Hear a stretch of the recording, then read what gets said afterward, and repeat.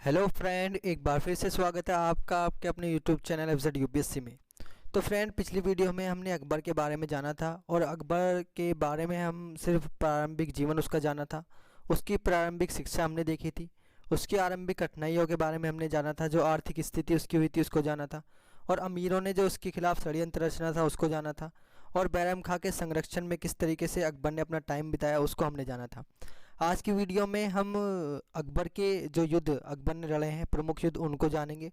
और हम जानेंगे कि किस तरीके से अकबर के शासनकाल में बैरम खां का पतन हुआ, मतलब बैरम खां का डिक्लाइन देखने को मिला। सूर्यवंश का अंत हुआ, फिर बैरम खां के विरुद्ध षड्यंत्र रचा गया और बैरम खां का विद्रोह हुआ। आज की वीडियो में हम इतना ही जानेंगे। फिर आगे हम अकबर को नेक्स्ट वीडियो में कवर करेंगे। तो चलिए बिना टाइम वेस्ट करे वीडियो को शुरू कर लेते हैं। तो अब अकबर क्या कर रहा है? अब अकबर का युद्ध होगा, वो भी युद्ध होगा जो एक फेमस युद्ध है, पानीपत का द्वितीय युद्ध। पहला युद्ध तो लड़ा था किसने? बाबर ने लड़ा था, जो कि किसके साथ लड़ा था? इब्राहिम लोदी के साथ लड़ा था 1526 में। अब जो दूसरा युद्ध हुआ है पानीपत का, वो 5 नवंबर 1556 ईस्वी में हुआ है। अकबर और हेमू चंद के बीच में ये क्या हुआ है? युद्ध हुआ है। इसके बारे में हम डिटेल में देखेंगे। हेमू के बारे में, ये एक इम्पोर्टेंट पर्सनैलिटी है। इसका परिणाम क्या हुआ, इसका रिजल्ट क्या निकला? तो अकबर इसमें जीता। पानीपत का जो द्वितीय युद्ध हुआ, इसके विषय में डॉक्टर आर पी त्रिपाठी ने कहा है कि हेमू की पराजय एक दुर्घटना थी, जबकि अकबर की विजय एक दैवीय संयोग था। हुमायूं की आकस्मिक मृत्यु का समाचार सुनकर हेमू दिल्ली पर अधिकार करने के लिए उद्देश्य से एक विशाल सेना के साथ प्रस्थान किया।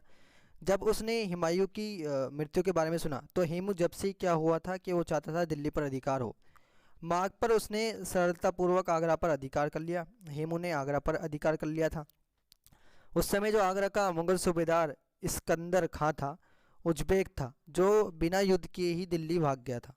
आगरा पर अधिकार करने के पश्चात हेमू दिल्ली को और बढ़ा रहा था।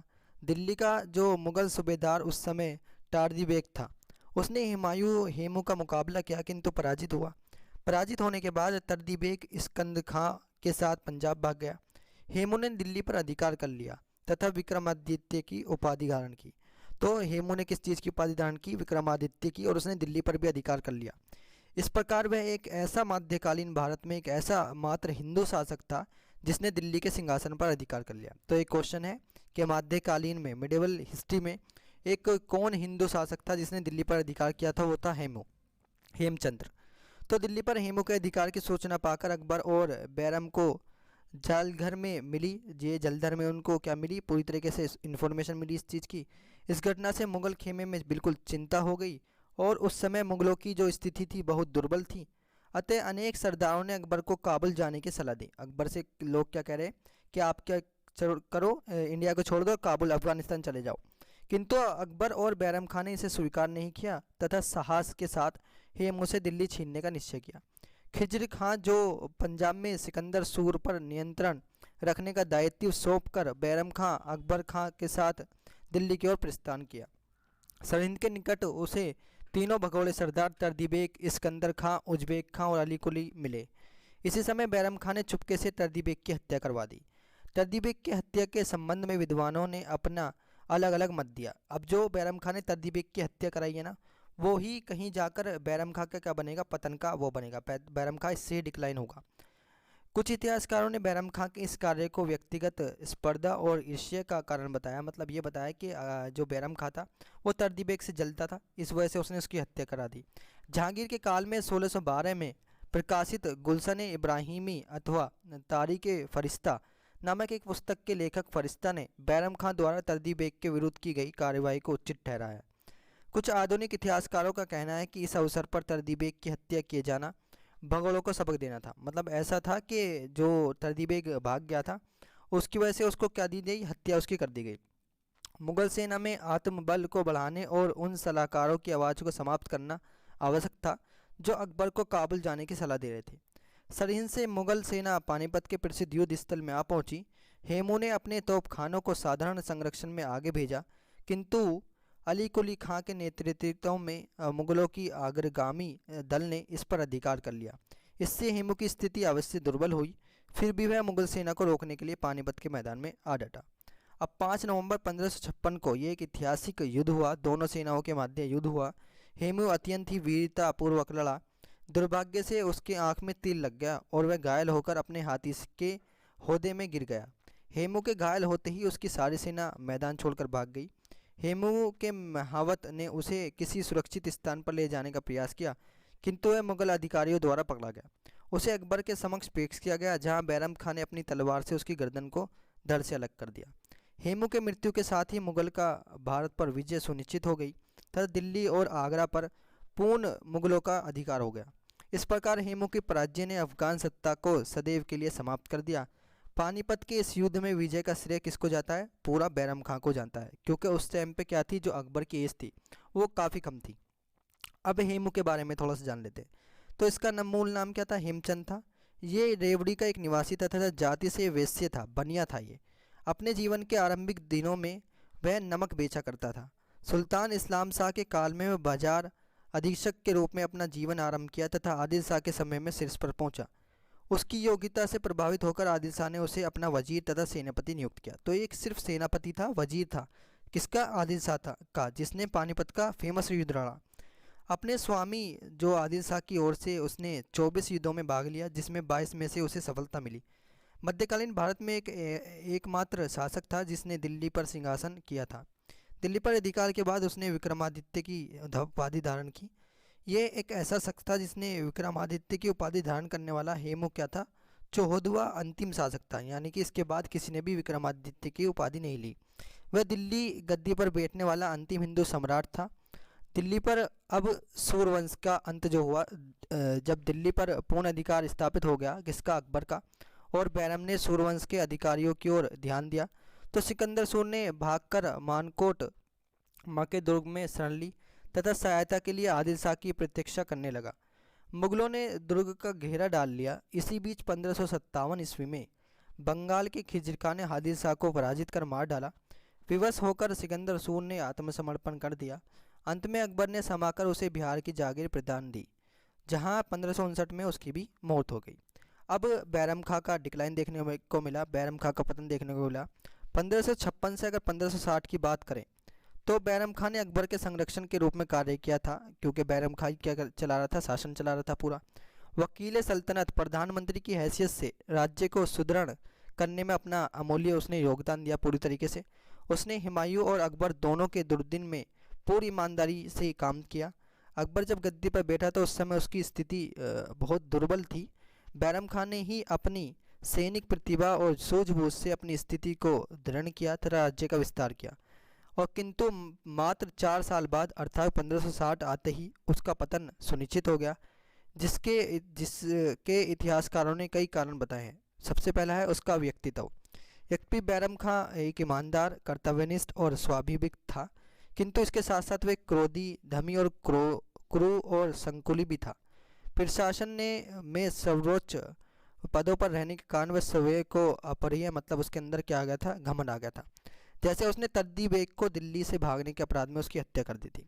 दूसरा क्या था? पक्षपातपूर्ण नीति। बैरम खान ने नियुक्तियों अथवा पदोन्नतियों के संबंध में पक्षपातपूर्ण नीति अपनाई, जो उसके पतन के उत्तरदायी कारणों में से एक है। जैसे कि पीर मोहम्मद को उसके पद से वंचित कर दिया, उसके स्थान पर उसे हाजी मोहम्मद इस्फहानी को नियुक्त किया। सुन्नियों द्वारा मान्यता प्राप्त शेख मोहम्मद गयास को हटाकर उसने उसके साथ सिया मतलबी शेख गदई को संदरे सुदूर के पद पर नियुक्त किया। तीसरा था वो सिया सुन्नी मतभेद देखने को मिला।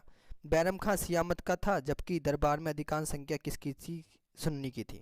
फिर अकबर की महत्वाकांक्षा।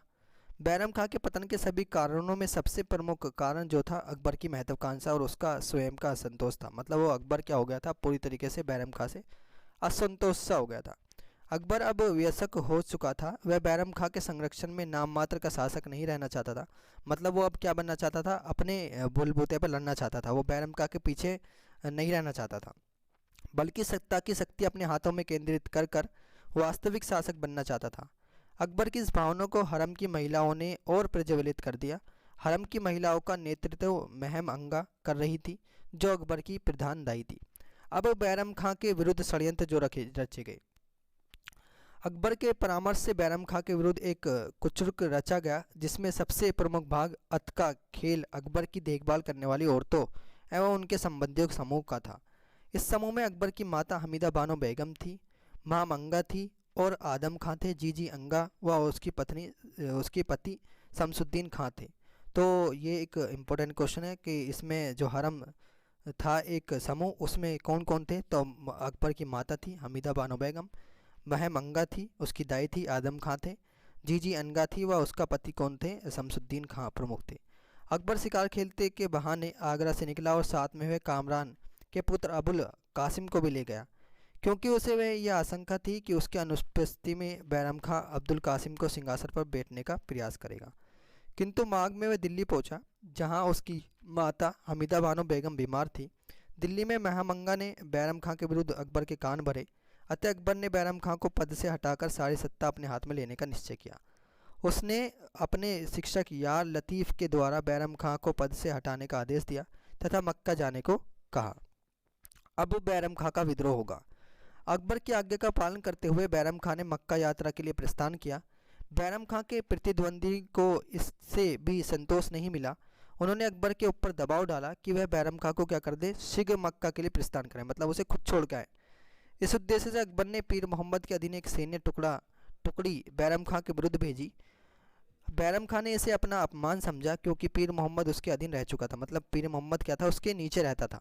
तो बैरम खां ने इसका अपमान समझा। उसके आदेश से निर्वासित भी किया जा चुका था, अतः बैरम खां ने विद्रोह कर दिया। अपने परिवार तथा संपत्ति को सरहिंद के किले में छोड़कर पंजाब की ओर प्रस्थान किया और अकबर ने शमसुद्दीन अदगा खां को बैरम खां के विरुद्ध नियुक्त किया। दोनों के मध्य अगस्त 1560 ईस्वी में शिवालिक की तलहटी में व्यास नदी के किनारे दिलवाड़ा नामक स्थान पर युद्ध हुआ, जिसमें बैरम खां पराजित हुआ और आत्मसमर्पण कर दिया। अब पर्दा शासन, और पर्दा शासन बहुत इंपॉर्टेंट है। ये 1560 से 1564 ईस्वी में हुआ। मतलब अब क्या होगा, अकबर सिर्फ औरतों के पीछे शासन करेगा, पर्दा शासन इसे बोलते हैं इस वजह से। बैरम खां के पतन के बाद अकबर हरम की स्त्रियों के प्रभाव में आ गया तथा उन्हें शासन में कुछ हस्तक्षेप करने का अधिकार उसने दे दिया। इसी कारण इतिहासकारों ने इस काल को क्या कहा है, पर्दा शासन या स्त्री शासन कहा है। पर्दा शासन के अंतर्गत, ये बहुत इंपॉर्टेंट है, आपको जरूर याद रखना है कि इसके अंदर कौन कौन थी हरम दल के अंदर। तो उसके अंदर महत्वपूर्ण सदस्यों में जैसे राजमाता हमीदा बानो बेगम उसकी माता थी, महामंगा उसकी दाई थी, आदम खां थे, सिहाबुद्दीन अतका और मुल्ला पीर मोहम्मद तथा मुनीम खां शामिल थे। इसमें सिहाबुद्दीन अतका दिल्ली का सूबेदार था तथा महामंगा का दामाद था। मुल्ला पीर मोहम्मद अकबर का एक अध्यापक था, जहाँ मुनीम खां हुमायूं का एक सर्वाधिक विश्वसनीय साथी था। वह काबुल का प्रशासक था। बैरम खां उसे अपना राजनीतिक प्रतिद्वंदी मानता था। इन सभी सदस्यों में महामंगा प्रमुख थी तथा अन्य सदस्यों पर उसका अत्यधिक प्रभाव था। बैरम खां के बाद शासन के सभी उच्च पदों और सैनिक कमानों का पूर्ण वितरण किया गया। अधिकांश शीर्ष पदों पर हरम दल के सदस्यों को नियुक्त किया जाए। जब बैरम खां डिक्लाइन हो गया, बैरम खां ने आत्मसमर्पण कर दिया, तो फिर उसके बाद नए पदों पर, उच्च पदों पर सैनिकों को लाया गया, जिसमें हरम दल के सदस्य क्या थे, सबसे ऊपर थे। कुछ समय के लिए शासनकाल में हरम के सदस्यों को अत्यधिक प्रभाव अवश्य रूप से बढ़ गया, किंतु यह कहना गलत होगा कि युवा शहंशाह अकबर जो था पर उनका अत्यधिक प्रभाव हो गया। एक भी शासन नीति तय करने में हरम दल के सदस्यों ने महत्वपूर्ण भूमिका अदा की, किंतु अकबर किसी के दबाव में आकर कोई कार्य नहीं किया और ना ही किसी को इतनी छूट दी कि वह अपनी सुविधा को अधिकार मान ले। अब हमने इस वीडियो में बैरम खां का विद्रोह तक हमने इस वीडियो में देख लिया। अब हम नेक्स्ट वीडियो में पढ़ेंगे जो 6 माह में उसने क्या करे थे, अकबर ने 4 प्रधानमंत्री बदले थे। फिर हम आदम खां की मृत्यु के बारे में जानेंगे। फिर हम अकबर के समय के विद्रोह को देखेंगे। मुल्ला पीर मोहम्मद का निधन हम देखेंगे। फिर उज़्बेकों और मिर्ज़ा का विद्रोह हम देखेंगे। फिर किस तरीके से उसने साम्राज्य विस्तार किया। फिर राजस्थान में उसने किस तरीके से साम्राज्य के विस्तार किया। मेवाड़ विजय उसने किस तरीके से की, उसको भी हम डिटेल में नेक्स्ट वीडियो में देखेंगे। तो गाइज़, वीडियो अच्छी लगे तो वीडियो को लाइक करें, चैनल को सब्सक्राइब करें। मिलते हैं नेक्स्ट वीडियो में, तब तक के लिए थैंक यू। जय Hind and never give up.